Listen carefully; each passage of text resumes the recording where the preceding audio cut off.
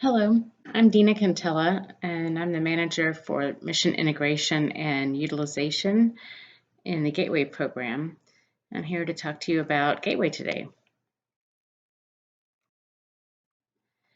Gateway is part of NASA's ARTEMIS enterprise, taking humans to the moon, and it's a habitable outpost in lunar orbit.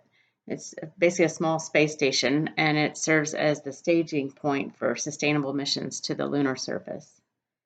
The crew arrives in lunar orbit on an Orion spacecraft, and the lunar landers can dock to Gateway so the crew can take trips down to the lunar surface. Gateway will be able to have science on board to study the effects of its environment, both when the crew is there and when it's left uncrewed. And it's left uncrewed most of the year. We're also using Gateway to help us prove out technologies and mature the systems that will be needed for a long duration trip to Mars. So some examples of things we want to study. We want to study astronaut physical and behavioral health in deep space outside of low Earth orbit and outside of Earth's magnetosphere. And also a trip to Mars means significant time delays for spacecraft communication back to Earth. And we also don't have resupply of cargo vehicles back and forth like we do to the International Space Station in low Earth orbit. And so at Gateway, we want to test out our spacecraft and crew autonomous operations and systems. We're also looking to evaluate the effects of deep space environment on supplies like pharmaceuticals and food, and test out dust mitigation processes. So this is associated with crew and landers returning from the dusty lunar surface, and also, of course, we'll have a similar type of challenge on Mars. Here you see an overview of the ARTEMIS program. And the swoosh in the middle, on the left-hand side, you see Artemis 1. That's the first spacecraft test, taking an uncrewed Orion to the moon. And then to the right of that is Artemis 2, where we'll have our first crewed demonstration, where the crew will take a trip around the moon. And then you'll see Gateway in the middle with those large solar arrays. There's really two elements that launch together in this first launch for Gateway. It's the power and propulsion element, which includes those large arrays, and also a habitation element. That's the habitation and logistics outpost, which is the element HALO for short. And so to the right of that, with Gateway in the middle, you see the landing system, the human landing system, HLS. And so that will be delivered to lunar orbit. And to the right of that, you see a scenario where Orion docks directly to a human landing system for the first trip down to the surface of the moon. It's possible another scenario would be where Orion and the lander meet up both at Gateway, and then enables the trip down to the surface of the moon. For all the sustainable missions, the crew and the human landing system will come to the Gateway. At the bottom, you see that we also have robotic landings as well, and this will allow for cargo delivery that can help the crew when they arrive on the surface. Shown here are the first elements of Gateway. These are just notional pictures.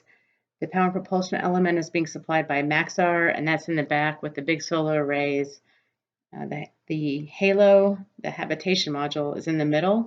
That's being developed by Northrop Grumman. And it has docking ports to enable other elements to arrive and dock to it. And you can see on the right-hand side, there's a notional picture of a logistics module, and that's for delivery of cargo, including science, both on the inside and the outside. And we're expecting one logistics delivery for each Artemis crewed mission to the Gateway. And we've selected SpaceX as the vendor, the first vendor for those cargo deliveries.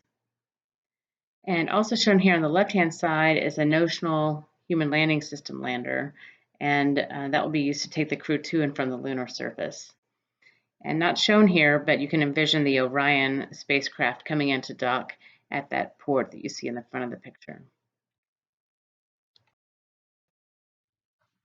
Like the International Space Station, which has been operational for 20 years in low Earth orbit, Gateway will also be constructed with the help of our international partners.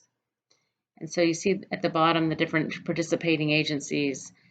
First of all, the CSA bubble that you see is the Canadian Space Agency, and they're supplying the external robotics. and it's called the Canadarm3 system. The European Space Agency is supplying a habitation module and also a refueling module that will have several windows for the crew. And JAXA is supplying some habitation capability and human systems and logistics. And for Roscosmos, we have not yet established an agreement with them, but they have expressed interest. You can see here this is a more built-out version of the Gateway. It has a notional airlock involved. You can see the robotic arm and the second habitation module, the habitation module that's being supplied by ESA. Gateway is operating in a near rectilinear halo orbit around the moon, and it's a highly elliptical 7-day orbit, and it brings Gateway within about 1,500 kilometers of the moon at its closest approach and 70,000 kilometers at its furthest. This orbit allows easy access to the moon and great communication to and from the moon and to and from Earth. And it's stable, so that means it doesn't require much fuel to keep it orbiting in its vicinity. So from this orbit, we'll have a continuous view of Earth, and we can enable science on the moon, and it's an excellent location for deep space science and study of the sun. The moon spends about 25% of its orbital period within Earth's magnetosphere, the magnetotail, and the remaining time it's exposed to the full effects of the sun's radiation. So operating near the moon gives it a unique perspective for radiation study.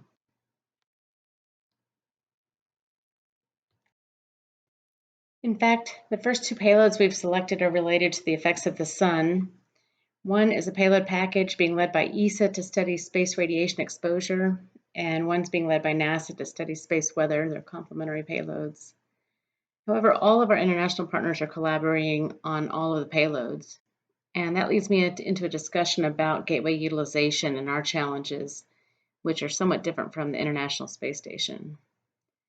Gateway is a smaller vehicle, and our international agreements are written such that we must collaborate to use shared resources and equipment and experiments. And so this requires unified goals with our partners and cooperative payloads. And also because we're a very small space station, the number of opportunities for utilization are limited, and we just have a limited number of slots inside dedicated to payloads as well as externally. So rationale for flight on Gateway specifically is critical. We want to fly payloads that have reason to be on Gateway in that unique environment, and we're avoiding flying experiments that can get the results from low Earth orbit. We'll have limited amount of crew time since there's only one crewed mission per year, and also there's only one cargo flight per year where we can take up payloads and swap them out. We have extremely limited return capability compared to ISS, as well as all of the payloads and results that need to come back to Earth have to do so inside the Orion spacecraft where the crew is, and that's a pretty tight space. There may be some additional short-term opportunities to fly on and in the logistics module where payloads are not transferred over to Gateway. Maybe they operate in place. And also they may be able to operate post-Gateway departure on the logistics module. Gateway is uncrewed for many months of the year, and so where possible we'd like to provide science data when the crew is not present, and so telemetry is especially desirable. Gateway has new vendors and new interfaces, new modules, and so we're updating our interfaces and making them consistent, trying to make them consistent amongst all the modules, and we're incorporating lessons learned from ISS. So what I want to leave you with is that there's a lot to study out at Gateway. We have new considerations that we haven't had before, and we'll be operating a new vehicle in a new location. So lots of opportunity and also lots of challenges.